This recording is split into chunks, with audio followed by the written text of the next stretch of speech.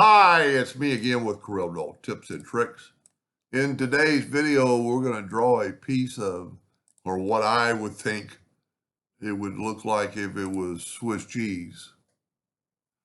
So I'm going to move this out of the way. I'm going to start with a square.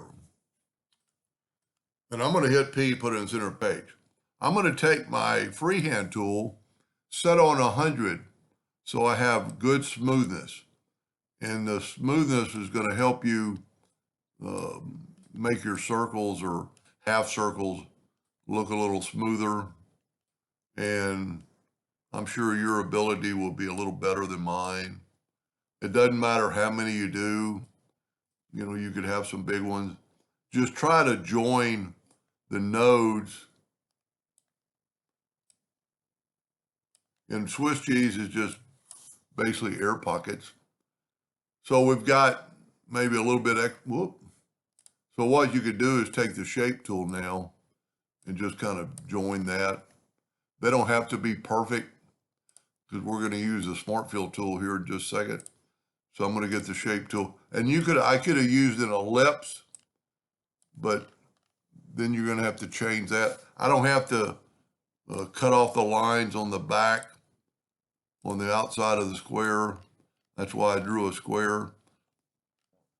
And now, let's see how big this thing is.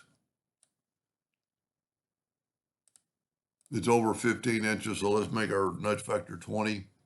And let's take our Smart Fill tool. Now let's go ahead and fill it in with a yellow. And just kind of look to make sure you have them all. And then nudge it over. And then I'm going to left click, right click. And I'm actually going to get the smoothing tool. And click on your item and just kind of make some of these circles. You'll see it come up with nodes. You just maybe don't, well, you could do the outside ones. And at this time you could draw another circle, but I think that's sufficient. Now I'm going to make another duplicate and move it over. And I'm going to go in and fill this in with that yellow. I'm going to take away the outline. Well, sometimes you can't do that with you can't do that with a Smart Fill tool. Now I'm going to nudge this down, but it'll still be selected. I'm going to make my nudge factor 0.25.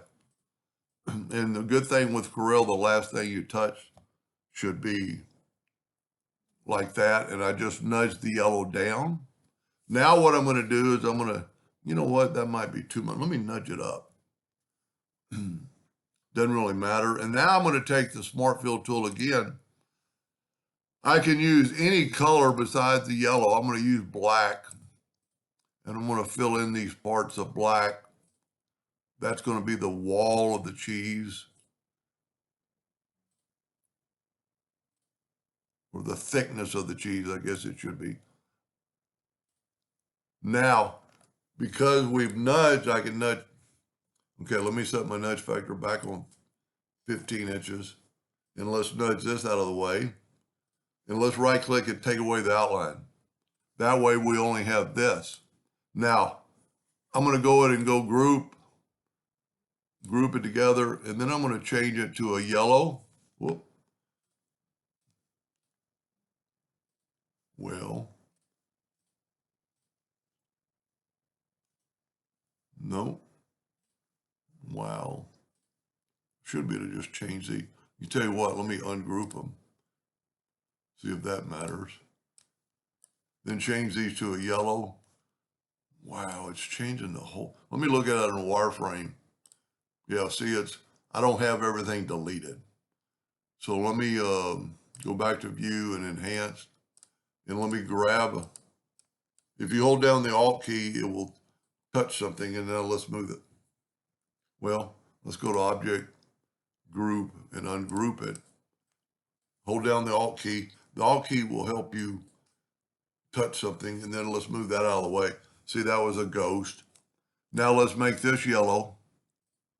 But then let's take the control button and add just a little bit of black, just to make them a little bit darker.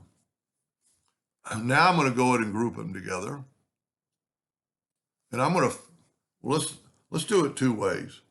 Let me make a duplicate of that and move it over. And let me take this back and let me fuzzy this up.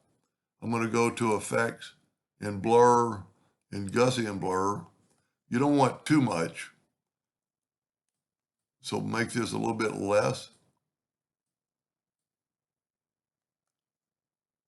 And then just move them back over. Sometimes the Gaussian blur is going to slow down my computer. And then let's look at both these with a black background, see which one looks better. Does it look better